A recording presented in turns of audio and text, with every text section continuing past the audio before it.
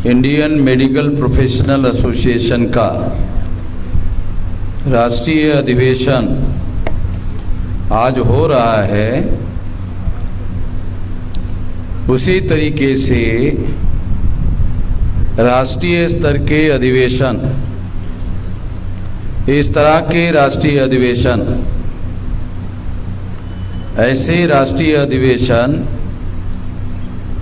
लगभग हम लोगों ने 17 राष्ट्रीय अधिवेशन हो रहे हैं। नहीं तो बामसेफ का एक राष्ट्रीय अधिवेशन होता था। अभी संगठन के विस्तार का आप लोगों को अनुमान लगाने के लिए ये बात बता रहा हूँ कि 15 नवंबर तक संगठन के 17 राष्ट्रीय अधिवेशन होंगे। तो इससे संगठन का कितना बड़ा और कितने बड़े पैमाने पर विस्तार हो रहा है, इससे अंदाजा लगाया जा सकता है। तो इस तरह से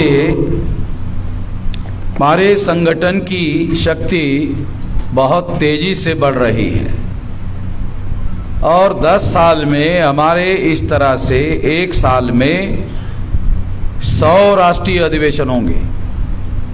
365 दिन में 100 राष्ट्रीय अधिवेशन होंगे। तो इससे आप अंदाजा लगा सकते हो कि 2030 तक हमारे जो ऑफशूट संगठन है, उन ऑफशूट संगठनों का कितना विशाल जाल सारे देश भर में बनेगा। एक तहसील में आप कल्पना करके देखो, एक तहसील में 100 संगठन के कार्यकर्ता काम करेंगे। एक तहसील में अगर एक तहसील में 100 संगठन के कार्यकर्ता, 100 संगठन के यूनिट अगर कार्यरत रहेंगे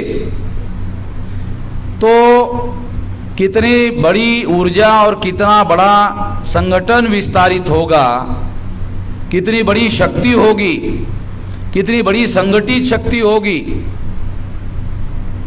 इसका आप अंदाजा लगा सकते हो। तो ये बात इसलिए मैं आपको बता रहा हूं क्योंकि कुछ लोग ऐसा सोच सकते हैं कि ये डॉक्टरों का राष्ट्रीय अधिवेशन है। तो डॉक्टरों का अकेले राष्ट्रीय अधिवेशन नहीं हो रहा है, ऐसे बहुत सारे अधिवेशन ऑलरेडी हो चुके हैं और 15 नवंबर तक 17 राष्ट्रीय अधिवेशन पूरे हो जाएंगे, संपन्न हो जाएंगे। साथियों, कुछ दूसरी बातें मैं आप लोगों को बताना चाहता हूं। अभी हम लोगों की जो रणनीति है, उस रणनीति को हम लोगों को समझना होगा।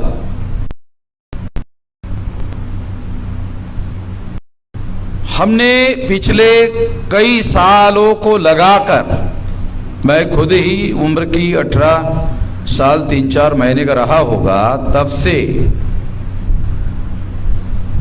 इस काम में लगा हुआ हूं। अभी मेरी उम्र 65 साल की हो रही है, तो 47 के लगभग साल हो रहे हैं। इतने साल से मैं इस संगठन की प्रक्रिया में लगा हूँ, बनाने की प्रक्रिया में लगा हुआ हूँ। 2000 में मैं इस संगठन का बामसेफ का राष्ट्रीय अध्यक्ष हो गया हूँ और लगभग 23वां साल चल रहा है मैं राष्ट्रीय अध्यक्ष हूँ।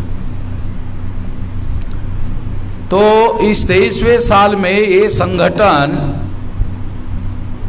31 राज्यों में, 567 जिलों में और 4000 से ज़्यादा तहसीलों में, 22,000 से ज़्यादा ब्लॉक में और 1.5 लाख से ज़्यादा गांवों में ये संगठन फैल गया है। तो आने वाले समय में हम लोग जो है ये 6.5 लाख गांवों में से 6 लाख गांवों तक इसका विस्तारित करने की योजना है। और मेरा ऐसा मानना है कि ये 6 लाख गांवों तक का संगठन 2030 तक पूरा हो जाएगा।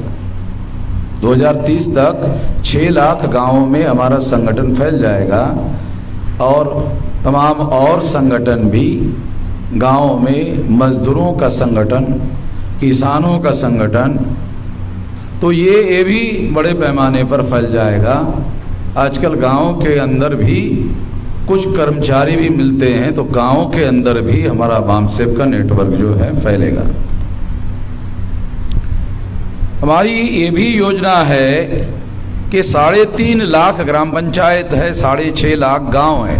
हर गांव में ग्राम पंचायत नहीं है, तो हम ग्राम पंचायत का भी संगठन, सरपंच लोगों का संगठन, ग्राम पंचायत के पंचों का संगठन, जो अभी है उनका संगठन, जो रह चुके हैं उनका संगठन, समाज को जोड़ने के लिए, क्योंकि जो ग्राम पंचायत में सदस्य है और रह चुके हैं वो प्रतिनिधि है गांव के, तो गांव के लोगों को जोड़ने वाले लोग हैं, उनका अगर हम संगठन बना लेते हैं तो ये गांव के लोगों को हर संभव, हमारे जो SC ST OBC माइनॉरिटी के लोग हैं उनको जोड़ने में कामयाब हो जाएंगे। तो इस तरीके से हम लोगों को काम करना बहुत ज़्यादा ज़रूरी है और इसीलिए इस तरीके से हम लोग काम कर रहे हैं। तो 10 साल में हमारी जो बड़ी रणनीति है वो है बाम से पढ़े लिखे लोगों का, एजुकेटेड क्लास, ए वर्ग है, एजुकेटेड क्लास, पढ़ा लिखा वर्ग, इनका संगठन है बाम से। तो अब हम लोग ये जो क्लास है उससे संगठन को मास की दिशा में लेके जा रहे हैं।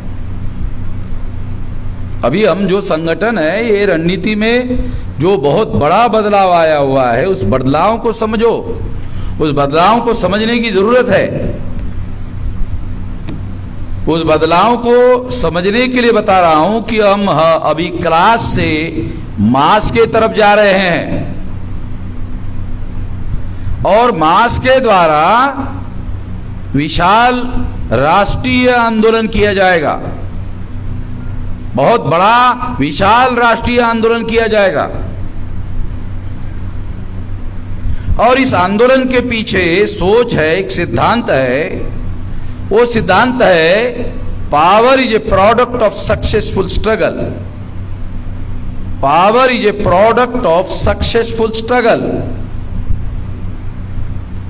यानी जो पावर है जिससे हमारे लोगों को जीवन के हर क्षेत्र में वंचित किया हुआ है, तो वो पावर सक्सेसफुल स्ट्रगल चलाने के बाद हमारे लोगों को मिलेगा।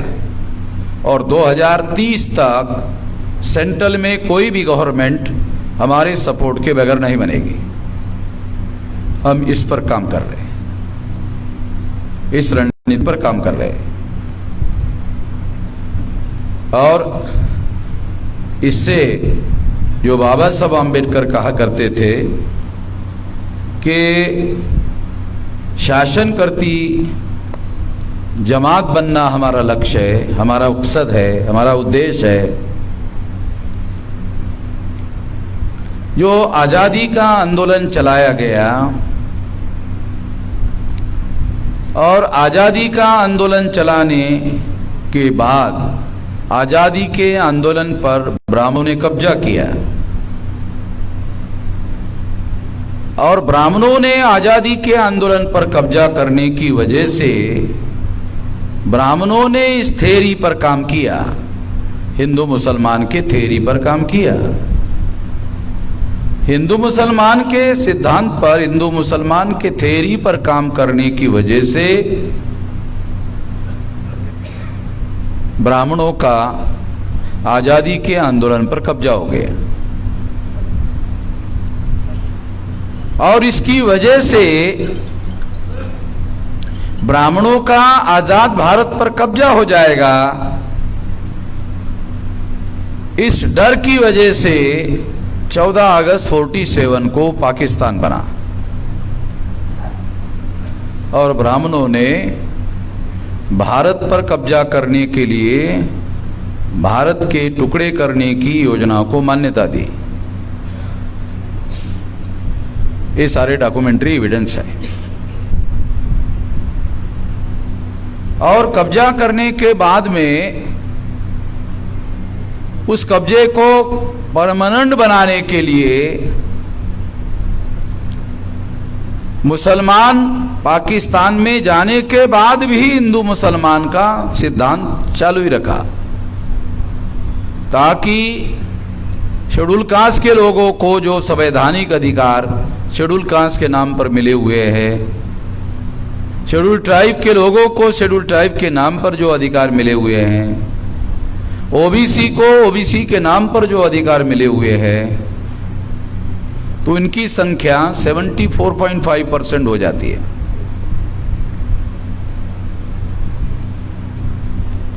तो ब्राह्मणों को 15% मुसलमान चुनौती नहीं है। ब्राह्मणों की संख्या देश में 3.5% है, और 3.5% जो ब्राह्मण है, उन ब्राह्मणों को 15% मुसलमान जो है वो देश पर काबिज नहीं हो सकते लोकतंत्र के सिद्धांत के अनुसार। और इसलिए इस बात को हम लोगों को समझना होगा कि इस बात को इस तरीके से समझा जा सकता है कि काबिज करने के लिए उन्होंने आज़ाद भारत में हिंदू मुसलमान का मामला बनाए रखा, चालू रखा, और जब से 2014 से सेंट्रल में बीजेपी की सरकार आई, ये वास्तव में आरएसएस की ही सरकार है, बीजेपी की नहीं है। इसका सबूत है कि आरएसएस ने नरेंद्र मोदी को ओबीसी का चेहरा देकर ओबीसी का समर्थन हासिल करने के लिए प्रधानमंत्री का कैंडिडेट बनाया, मगर एक ओबीसी के आदमी को प्रधानमंत्री बनाने के बाद उसी के द्वारा सुप्रीम कोर्ट में ओबीसी की जातीय आधारित गिनती नहीं होगी हलफनामा दिलवाया। इससे सिद्ध होता है कि नरेंद्र मोदी के पास प्रधानमंत्री का पद है, अधिकार नहीं है। अधिकार होता तो वो ओबीसी की जातीय आधारित गिनती करते, अधिकार नहीं है, पद है। तो अधिकार आरएसएस के पास है, आरएसएस की पॉलिसी है जातीय आधारित गिनती नहीं होगी। तो इसलिए नरेंद्र मोदी का, प्रधानमंत्री का आरएसएस के लोग अपने मकसद के लिए इस्तेमाल कर रहे हैं। तो इस्तेमाल तो वही कर सकता है जिसके पास ताकत हो, शक्ति हो, पावर उसके पास है। तो इसलिए हमें इस बात को समझना बहुत ज़्यादा ज़रूरी है, जानना बहुत ज़्यादा ज़रूरी है कि आज जो कांग्रेस के द्वारा किया गया था, ये कांग्रेस नहीं किया। बहुत समय तक ये जो 80% प्रशासन में अधिकारी लोगों की संख्या है, तो ये तो इसमें तो आरएसएस के लोग थे नहीं। तो ये जो अधिकारी 80% तक थे और भ्रष्टाचार करते थे, और भ्रष्टाचार से मिला हुआ पैसा दान में आरएसएस को देते थे, तो आरएसएस बनी। पैसा चाहिए ना बनाने की। आज आरएसएस जो है भारत का राष्ट्रीय स्तर का बहुत बड़ा आतंकवादी संगठन है, और यह बात न्यायपालिका भी मानती है, क्योंकि अजमेर बम ब्लास्ट में न्यायपालिका ने आरएसएस के कार्यकर्ता को आजीवन कारावास दिया। न्यायपालिका भी मान रही है। आपको मालूम नहीं, 18 आतंकवाद की घटनाओं में आरएसएस के लोग शामिल है। ऐसे केसेस अभी भी चल रहे हैं। 18 केसेस चल रहे आतंकवाद के आरएसएस पर। और एक केस आरएसएस पर देशद्रोह का है।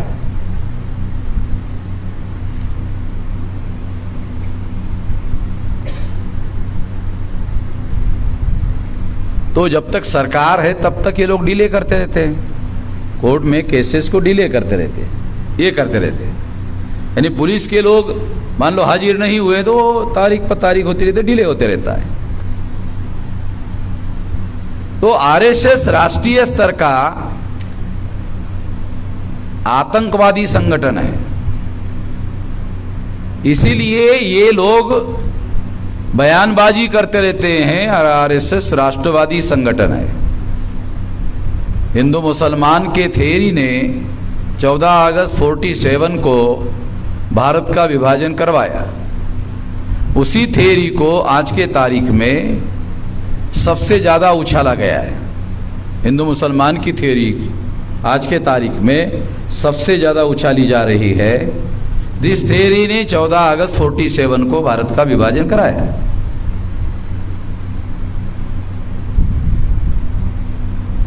ब्राह्मण लोग ब्राह्मणों का वर्चस्व निर्माण करते हैं, तो हिंदू शब्द का इस्तेमाल क्यों करते हैं? क्योंकि बहुत सारे एससी एसटी ओबीसी के लोग इग्नोरेंस में अपने को हिंदू कहते हैं। एक वामन मेश्राम अगर छोड़ दिया जाए तो बहुत सांच लोग जो है वो अपने को हिंदू कहते हैं, क्योंकि वो मुसलमान कह नहीं सकते, वो क्रिश्चियन कह नहीं सकते। और इस तरह का काम करने के लिए मुस्लिम लोगों के द्वारा भी आरएसएस को इनडायरेक्टली मदद होती है कि जो मुसलमान नहीं है वो सारे के सारे हिंदू हैं। मुस्लिम लोगों का ये कहना है, मैंने हमारे मुस्लिम भाइयों को कई बार कहा कि आप जिस आरएसएस का विरोध करते हो उसको सबसे ज़्यादा मदद भारत में संगठित रूप से अगर कोई कर रहा है तो आप ही कर रहे हो। टाइम क्या हुआ सर? टाइम बताओ। हाँ, तो इसलिए मैं अपनी बात, क्योंकि 5 बजे इसे समाप्त करना है, तो हमने 6 तारीख को इतना विशाल आंदोलन खड़ा किया। और ऐसा कोई आंदोलन मैंने हाईकोर्ट में हलफनामा भी दिया कि कोई हिंसा नहीं होगी, और जो मैंने हलफनामा दिया वैसा हमारे लोगों ने साबित किया कि कोई हिंसा नहीं। लाखों लोगों के भीड़ में एक कार थी। मौर्य जी कहाँ है? हमारे मीडिया वाले मौर्य जी है? उन्होंने मुझे फोटो दिखाया। लाखों लोगों के भीड़ में एक कार जो है फंसी हुई है, और किसी ने मौर्य को टेलीफोन किया, अरे वो कार जला दी जाएगी अब। मगर वो कार, आंदोलन खत्म हुआ वो वैसी की वैसी। तो मैं तो हमारे मीडिया लोगों को कहा, अरे ये कवर स्टोरी का सब्जेक्ट है, 1 घंटा भर इस पर बोला जा सकता है कि लाखों लोगों के भीड़ में एक कार जो है बच गई। ये तो ऐसा इतिहास में कभी हुआ ही नहीं।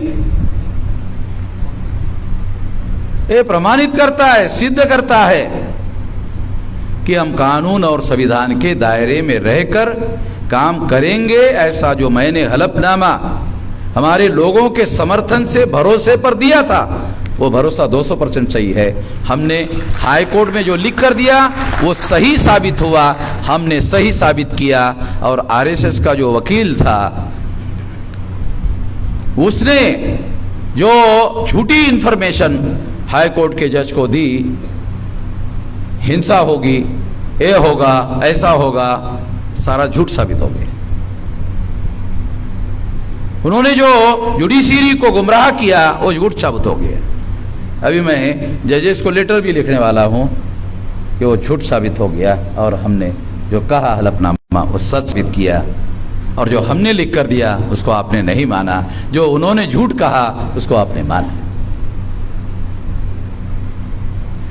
सुप्रीम कोर्ट के द्वारा आंदोलन करने का मौलिक अधिकार है, एक से कई बार सुप्रीम कोर्ट ने कहा, और हाई कोर्ट को बंधन है सुप्रीम कोर्ट के ऑर्डर को मानकर ऑर्डर देना। आप लोगों को मालूम नहीं हो ये संवैधानिक व्यवस्था। सुप्रीम कोर्ट के जजमेंट के विरोध में हाई कोर्ट को कोई जजमेंट देने का अधिकार नहीं है।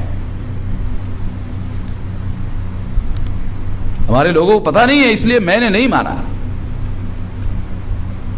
संविधान सुप्रीम है।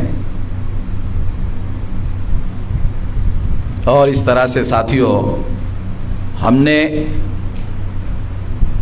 इतिहास में बड़ा काम किया और सिद्ध किया। तो ये एक हमारे आंदोलन की छोटी सी झलक थी। मैं जानता हूं हमारी ताकत कितनी है।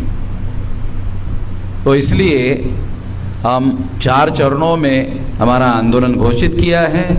वो चरण के बारे में मैंने मीडिया में बता दिया है, आपको जानकारी है। तो अब जो समर्थन की लहर सारे देश भर में चल रही है, उसे संगठन में कन्वर्ट करो, संगठन की शक्ति बढ़ाओ। संगठन की शक्ति बढ़ाने के बाद फिर आंदोलन होगा। 2024 के चुनाव के पहले इससे और बड़ा आंदोलन होगा। अगर सुप्रीम कोर्ट ने आखिरी बार, अगर सुप्रीम कोर्ट में हमारी केस है अभी चल रहे, सुप्रीम कोर्ट ने अगर अनुमति दी तो आरएसएस के हेडक्वार्टर पर मोर्चा लेकर जाया जाएगा। ये हमने स्थगित किया हुआ है। स्थगन समझते हो ना, स्टे किया हुआ है, खत्म नहीं किया। हाँ, पोस्टपोन किया है सुप्रीम कोर्ट के निर्णय तक। इतना ही कहना चाहता हूं। आप लोग अपने इलाके में तैयारी करें, विजय हमारी है।